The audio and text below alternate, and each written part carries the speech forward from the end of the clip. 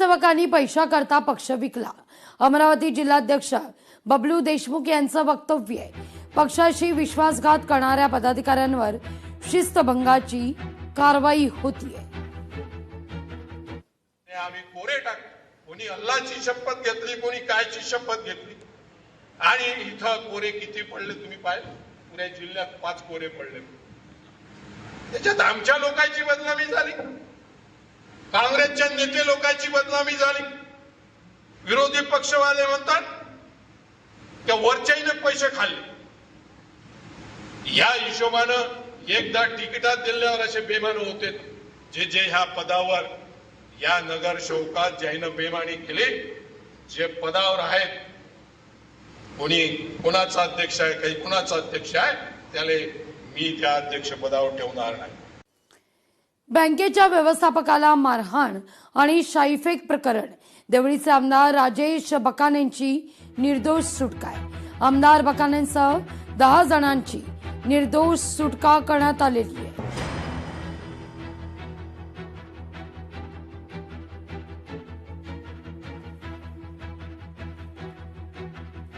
अमरावतीमध्ये महानगरपालिकेतील सफाई कामगार संपावर आहेत. महानगरपालिकेवर सफाई कर्मचाऱ्यांचं आंदोलन आहे. 1.5 महिन्यांपासून मानधन नाहीये. कामगार कायद्यानुसार सुविधा उपलब्ध नसल्याचा आरोप आहे.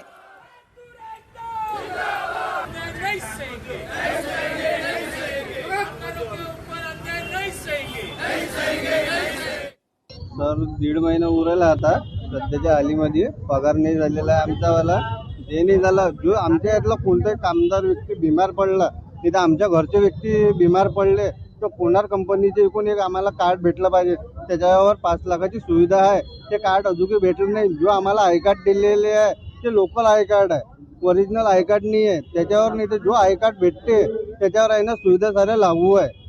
बाकीच्याला मिळालेले आहे म्हणजे कोणत्या कोणत्या प्रभागात, पण आम्हाला भेटलेले नाही आहे. आमचं हे म्हणणं आहे. मजुराच्या ज्या अपेक्षा आहे की प्रत्येक महिन्याला 4 सुट्ट्या मिळत नाही आणि त्यांचा PF, त्यांचा ESI जे काही जो फंड जो दर महिन्याला कटते तो त्यांना माहीत पडत नाही. व दर महिन्याला पगार होतो, तो पगार 12,000च्या ऐवजी 11,500, कोणाचा 9,500. म्हणून नेमके हे पैसे कुठं जातात. आम्हाला सर्वप्रथम प्रत्येक मजूर वर्गाला न्याय हवा व कामगाराच्यासाठी जे भारतरत्न डॉक्टर बाबासाहेब आंबेडकरांनी ज्या योजना तयार करून ठेवलेल्या आहेत त्या योजना प्रत्येक मजूर वर्गाला मिळण्यात यावं. नाशिकच्या भावली धरणावरील पर्यटक मारहाण प्रकरण. 5 संशयितांना चौकशी करता ताब्यात घेण्यात आलेले. मोबाईल फुटेजच्या आधारे चौकशी सुरू आहे. पर्यटन स्थळावर छेडछाड होत असल्यानं पर्यटकांमध्ये भीतीचं वातावरण आहे. पुढे गेल्यानंतर एक बलेनो आली, फास्ट मध्ये डायरेक्ट आडवी लावली आम्हाला. मग ती बरी आमच्या इकडे लावली, अशी रस्त्यात नाही लावली. आम्हाला तर जाता पण नसतं आलं, आम्ही तिथंच हे झालं असतं आमचं. लगेच तो गाडीतून उतरला, हाताने काचा फोडल्या त्यांनी ह्याच्याने दोन्ही पुढच्या ड्रायव्हर सीटच्या बाजूची आणि त्यांच्या मागची फायटर काय त्याच्यानी ते फोडल्या. पहिला वार तिथं केला. मी यांना म्हणते आवरा पटकन किरण गाडी काढा. त्यांना ते सुचे ना, आता पहिल्यांदा ती गाडी चालवत आहे त्यांची नवीन, तर ते काहीतरी करत त्यांनी काढली. तिथं स्पीड ब्रेकर होता, उडाली गाडी. आणि जी आम्ही निघालो तिथून, आणि नंतर मागे मुलं म्हणते मम्मी अजून एक 2 व्हीलर मागे येते आपल्या, तू ते बघ. आता पार तू व्हिडिओ काढ म्हटलं पटकन, कोण हे कळेल. तर त्यांच्याकडे रॉड होते त्या 2 व्हीलर, तुम्ही ते व्हिडिओ पाहिलेच असेल. तर त्या ब्रिज खाली तिथून त्यांनी पहिले एक रॉड फेकले, दुसरा फेकला, तो तिथे एक्झॅक्ट लागला नाही त्यावेळेस. त्याच्यानंतर ते परत मागे आले, त्यावेळेस आम्ही ती व्हिडिओने काढलेली आहे, पण त्यांनी हे रॉडनी मारलं. तर आम्हाला क्राईम PI अविनाश सर भेटले.